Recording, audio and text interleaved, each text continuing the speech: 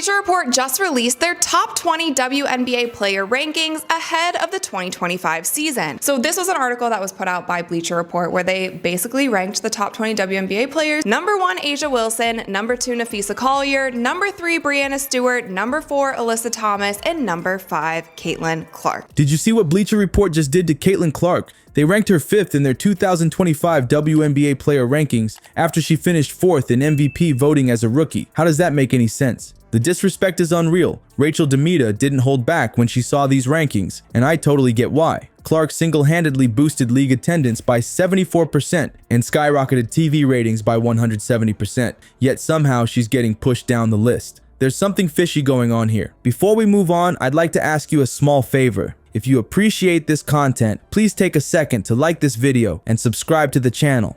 Over 98% of you watch the videos without subscribing. It costs you nothing, but it makes a huge difference to us. So, did you click the subscribe button? Great. Thank you so much. Now, back to the video. You know what's weird? The exact same people who say women's basketball needs more viewers are now trying to downplay the one player who brought in millions of new fans. Over the weekend, Caitlin Clark broke multiple WNBA and rookie records, silencing her haters. And of course we know, Caitlin Clark is for sure Rookie of the Year, but could she also be the greatest rookie of all time? So she set the new single season assist record with 317 dimes. You guys, this is a WNBA record, not just a rookie record. She set this in her first season in the WNBA. Some of her biggest haters called her out during the beginning of the season, and there are these tweets that are now going viral now that she has actually broken this record. Make it make sense. Let's break down these Bleacher Report rankings that have everyone talking. They put A'ja Wilson at number 1,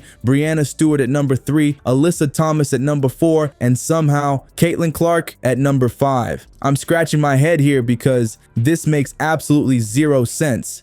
Like, we're supposed to believe the rookie who transformed the entire league is only the 5th best player heading into next season? Come on now. Here's the crazy part. Clark finished 4th in MVP voting as a rookie. How does she drop to 5th in rankings for next season when she's only going to get better? Earlier on in the season, Dejanay Carrington tweeted, Caitlin might lead the league in assists this year. And then Alyssa Thomas replied. Now, Alyssa Thomas used to hold the record for single season assists. And then a month later, Dejanay Carrington again tweeted, she said, I lied. AT finna lead the league in assists. I told her my tweet was fuel. She replied, don't play with me, nay. And then Cheryl Swoops replied to her with a bunch of laughing faces emojis. The improvement curve for first-year players is steep, and Clark is already operating at an elite level. Most rookies are just trying to find their footing, but Clark came in and immediately became one of the league's best players. She's only scratching the surface of what she'll become. The criteria they used against Clark is totally unfair. They knocked her for turnovers, but she had the ball in her hands more than anyone as the primary playmaker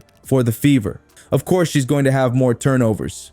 When you're creating shots for your entire team and facing double teams every night, turnovers happen. They're using stats without context to push their narrative. And get this, they also criticized her for not having championship rings. She's a rookie. What rookie comes in and wins a championship by themselves? That's a team achievement. Kelsey Mitchell and Caitlin Clark really found their groove. They were, in my opinion, one of the best backcourts in the WNBA, but now they have more scorers around the perimeter. They have DeWanna Bonner coming in, they have Natasha Howard coming in, they have Sophie Cunningham coming in.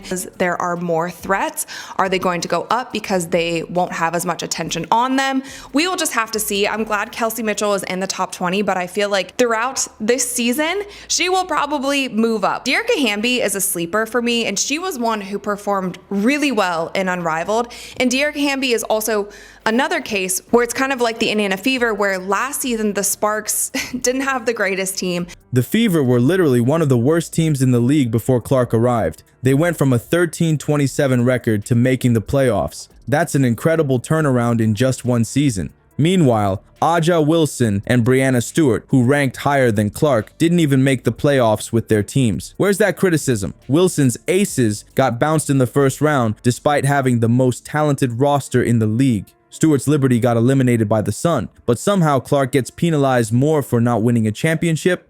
The double standard is glaring. Look at what Caitlin Clark did for the WNBA's popularity. Fever Games sold out 17 consecutive home games, a franchise record. The league's attendance jumped 74% overall. TV ratings went up 170%, with regular season games averaging 1.22 million viewers. When Clark played, people watched, period. The impact she had on the business side of women's basketball is unprecedented. Averaging 19 points a game, first in field goals made, 230, first in assists per game, second in defensive rebounds, first in steals per game, first in three-point field goals made, and first in free throw percentage. And that was a WNBA rookie record that she broke. So then if you scroll down, it says 22 reasons, and this is 22 league or franchise records that Caitlin has set. I'm not going to say where she had the most all-star votes of any player in the history of the WNBA. And of course, the league record, the fastest player in WNBA history to record 300 career assists, doing it in just 35 games. Think about this. Arenas were packed to see Clark play, not just in Indianapolis, but in every city. Teams were literally moving their games to bigger venues when the Fever came to town. Phoenix moved to their NBA arena and sold it out. Chicago did the same thing.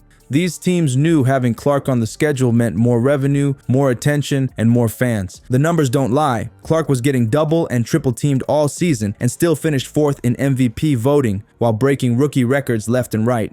Her assist numbers were off the charts. Her three-point shooting changed how teams had to defend the Fever. She had 12 triple-doubles, more than most WNBA players get in their entire careers. Rachel Demita called out this ranking for exactly what it is, a calculated attempt to control the narrative about who gets to be the face of women's basketball, and she's 100% right. Demita didn't hold back, saying these rankings reflect a clear agenda to diminish Clark's impact, despite her unprecedented influence on the sport's growth. It's pretty obvious what's happening here. Certain media outlets and league insiders are uncomfortable with how quickly Clark has become the face of the WNBA. They're trying to slow her momentum with rankings that don't align with reality. But here's the thing, fans aren't buying it. Social media exploded with outrage when these rankings dropped because regular basketball fans can see through the bias. The most ironic part is that these same outlets spent years begging for more attention for women's basketball. Now that Clark has delivered exactly what they wanted, more fans, more viewers, more revenue, they're moving the goalposts. They're creating arbitrary criteria to justify ranking her lower than players who haven't had nearly the same impact. So what's really happening here goes way beyond a simple ranking. Rachel Demita nailed it when she said Clark shouldn't be 5, she absolutely shouldn't be 5, and deserves to be top 3, probably top 2. What these rankings completely miss is Clark's massive impact beyond statistics. The new sponsors, bigger TV deals, and unprecedented attention she's bringing to the WNBA. But here's the best part. All this disrespect is just lighting a fire under Caitlin Clark. She thrives on criticism. Every underestimation becomes rocket fuel for her game. The media's skepticism and these questionable rankings, they're accidentally creating an unstoppable force for next season.